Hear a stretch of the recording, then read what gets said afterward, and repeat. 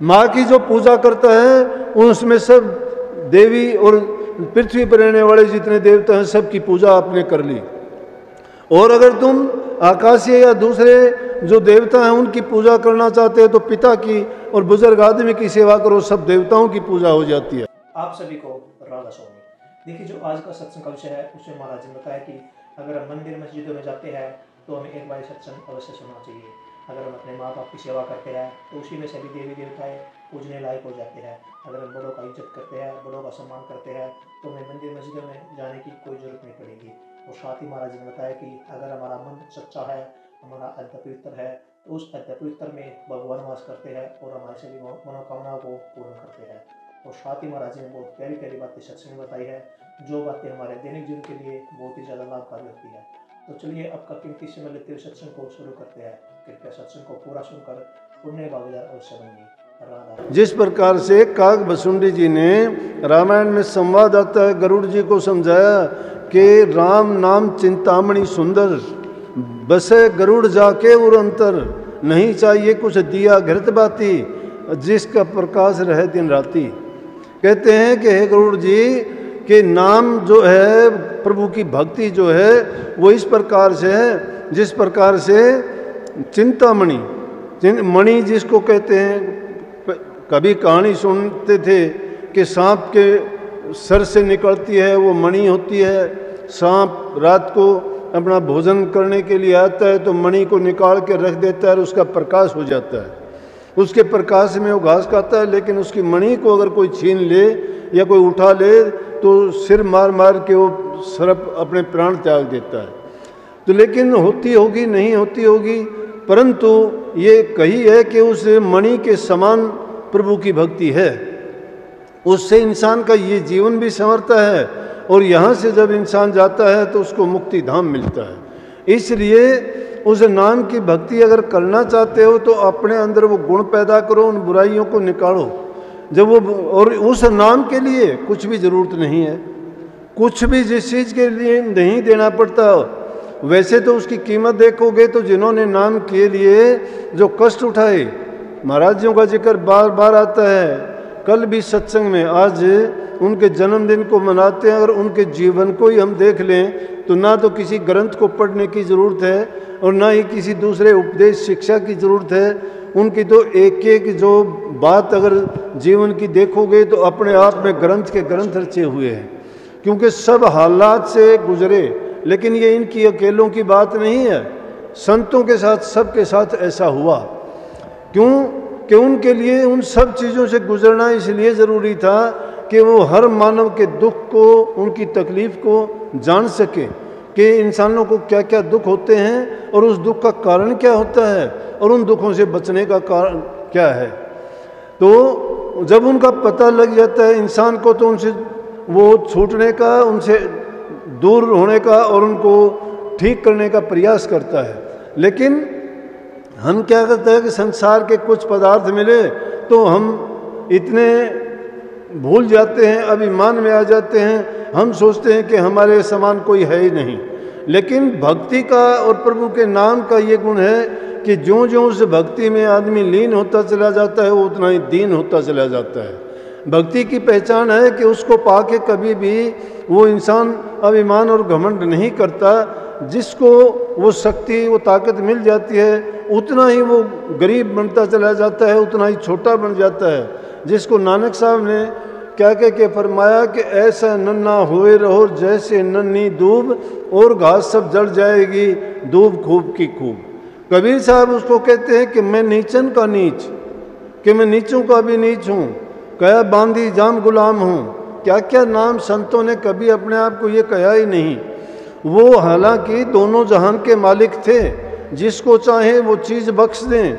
लाखों जीव अपनी समस्याएं लेके जाते हैं, उनका समाधान कर देते हैं, उनको सब प्रकार से जिसको जो आवश्यकता होती है पूर्ति करके भी ये कहते हैं कि मैंने कुछ नहीं किया, ना मैं करने लायक हूँ और ना मैंने किया है। लेकिन हम जो है अपने लालच के लिए, स्वार्थ के लिए इस प्रकार से उनके पास जाते हैं कि हमें संसारी पदार्थ ही मिले। किसी को संतान की ज़रूरत है, किसी को रोजी रोजगार की ज़रूरत है, तो किसी को अपने रोग बीमारी से निवृत्ति की ज़रूरत है, कोई अपने ऊंचे पद को प्राप्त करना चाहता है। लेकिन ये नहीं सोचते कि सब चीज़ें उस एक में आ जाती हैं। जब पेड़ को कोई पकड़ लेता है तो उसको टहनी, शाखा, फूल, पत्तियों की ज़रूरत नहीं, सब आए उस एक में, डाल, पात, फल, मूल। अब लेने को क्या रहा जब पकड़ा मूल। जब मूल को ही हमने पकड़ लिया, सब चीज़ों की तृप्ति, संतुष्टि प्रभु की भक्ति से होती है। अगर वो नाम हमारे पास है तो उसके सारे काम सिद्ध हैं, लेकिन नाम को जानते और पहचानते नहीं। जिस प्रकार से अगर हम किसी से कोई चीज़ लेके आते हैं और जो काम उससे करना है, बेगाना रास लाने के बाद में हम सोचते हैं कि जल्दी जल्दी काम कर लें, लेकिन ये बेगाना रास हमें जो शरीर का मिला है, इससे हम अपना कल्याण का काम नहीं करते। वक्त आने पे चला जाएगा और फिर जो है पछताएंगे कि मुझे और समय मिलता तो मैं ये कर लेता। इंसान चाहता भी क्या है, कितना कुछ भी मिलता है, इंसान की खोपड़ी है ये उल्टी है, ये कभी भरती नहीं है। कितना भी इसको कुछ भी क्यों ना मिल जाए, फिर भी ये खाली रहती है। जिस प्रकार से सिकंदर बादशाह जब हिंदुस्तान में युद्ध करता हुआ आया, और युद्ध करते करते क्योंकि अपने देश की ये महानता रही है, धर्म के लिहाज से दुनिया का सिरमौर रहा है। जितने भी दुनिया के लोग हुए उनको पता लगा कि परमात्मा के सीधे दर्शन सिर्फ हिंदुस्तान में होते हैं। बहुत लोग यहाँ आए, कुछ लूटने के लिए आए, चाहे यहाँ बसने के लिए आए, उन्होंने आक्रमण करे, लेकिन इस चीज़ से वो अछूते नहीं रहे। उनके दिलों में ये बात ज़रूर थी कि तो वो जहाँ कहीं भी जाते धार्मिक स्थलों का, महापुरुषों के दर्शन करते। सिकंदर जब आया तो उसने भी सुना कि एक फ़कीर ऐसे हैं कि उनका आशीर्वाद अगर ले लेगा जो चाहोगे फल मिलेगा। उनके पास गए और जाके उन्होंने प्रार्थना की, कहने लगे कि मुझे आप ऐसा वरदान दो कि मैं पूरी दुनिया को विजय कर लूं। महात्मा उसको देख के कहने लगे कि ये वरदान तुझे मैं दे दूंगा, लेकिन तू मेरा एक काम कर दे। बोले कि बोलो आप क्या चाहते हो। बोला कि मेरा एक खप्पर है, इसको तू धन से भर दे। उसने सोचा क्या मांगा फकीर ने, कुछ नहीं है। जिस प्रकार से बावन भगवान ने 2.5 कदम जमीन मांगी थी, उसी तरह से सिकंदर को भी यह अभिमान हुआ कि क्या मांगा इसने, कुछ नहीं, ये भी कोई चीज़ हुई। इसने तो धन मांगा, मैं हीरे जवाहरात से भर देता हूँ। उसको जब खप्पर को भरने लगा, उसने जितना उसके पास धन माल था सब डालता गया, लेकिन वो खाली का खाली रहा। सिकंदर आखिर में उस पैर पकड़ के कहने लगा कि मैं इसको नहीं भर सकता। बोला कि तूने तो सोचा था कि ऐसी क्या ये चीज़ मायने रखती है, मैं कितने भर दूंगा। कहने लगे कि सिकंदर ये मेरा खप्पर नहीं है, ये मेरा खप्पर नहीं, ये इंसान की खोपड़ी है। ये मैं तुझे बता देना चाहता हूँ, जिस प्रकार से तू पूरी दुनिया का वाली और मालिक बनना चाहता है, इसी प्रकार से हर इंसान की खोपड़ी कुछ ना कुछ जो भी चाह रखती है, उससे कभी तृप्त नहीं होती। कबीर साहब ने उसको इस तरह से कहा कि कबीर ओंधी खोपड़ी और कभी न भरती, वो कभी नहीं भरी है। चाहे उसको लाख कोशिश करो, कितना भी इंसान को दो, कभी उसकी तृप्ति नहीं होती है। इसलिए इंसान उन चीज़ों को क्यों नहीं मांगता कि जिसको मांगने के बाद में उसकी निरीक्षित हो जाता है, कोई इच्छा ही नहीं रहती उसे क्या चाहिए। चाह गई चिंता मिटी मनवा बेपरवाह, जिनको कछु न चाहिए सो शान के साथ। शहंशाहों के शहंशाह वो है। एक फकीर देखते हो, तन पर कपड़ा नहीं है, टाइम की रोटी नहीं है, लेकिन उसका इतबार है, उसका विश्वास है परमात्मा पे कि जब टाइम होगा वो अपने आप दे देगा, नहीं देगा तो वो इस बारे में भी निश्चिंत है कि जो उसने मालिक ने करना है वो कर देगा, मुझे इसकी भी ज़रूरत नहीं है, उसकी रज़ा में राज़ी रहना चाहिए। हम मालिक की मर्जी के खिलाफ जब काम करते हैं वो हमारा सफल नहीं होता, लेकिन उसकी रज़ा के मुताबिक काम करते हैं तो हमें सफलता मिलती है। लेकिन अपनी मर्जी के मालिक हैं, कर्म करने की हमें स्वतंत्रता दी गई है, उस स्वतंत्रता का हम गलत इस्तेमाल करते हैं। आए थे किस काम को और कर बैठे के बाद क्या मुखले मिलिए, राम सिर खाली दोनों हाथ। क्या लेके क्या सोच के इस दुनिया में आए थे, भई प्राप्त मानुष देहरिया गोविंद मिलन की ये तेरी बरियां, और काज तेरे किते न काम कर साध संगत भज केवल नाम। केवल नाम भजो, केवल नाम भजोगे दुनियादारी के काम होते रहेंगे। संतों ने इस युग में संत ही आए, ऋषि मुनियों का टाइम था वो गया, उन्होंने तप किया, साधना की, लेकिन उनसे क्या मिला? ऋषियों ने तप करके एकांत के स्थान में गया, सिर्फ अपना कल्याण किया।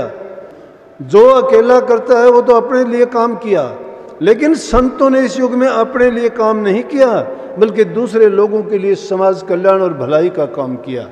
उन्होंने नेक नामी इसलिए कमाई कि अपना जीवन उन्होंने दूसरों के लिए लगा दिया।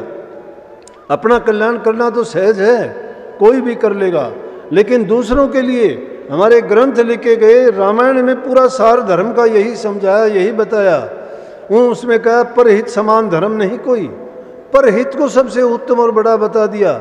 इसलिए मनुष्य का शरीर पाके हम मनुष्य मात्र नहीं, सब जीवों पर अगर दया करते हैं, सब जीवों पर दया करते हैं, उनसे प्रेम करते हैं, और अगर उनको किसी प्रकार की तकलीफ पीड़ा होती है उसमें उसकी मदद करते हैं, तो हमने वो नेक काम कर लिया जो कोई भी धर्म का कार्य है उसका मुकाबला नहीं कर सकता। जिस प्रकार से एक बार कुछ लोग हज करने के लिए मक्का मदीना के लिए चले, उनमें एक बुजुर्ग आदमी भी था। तो जब वो सब लोग जा रहे थे, रास्ते में उसने देखा कि एक कुत्ता बहुत घायल अवस्था में पड़ा है और वो बेचारा तड़प रहा है भूख से, प्यास से।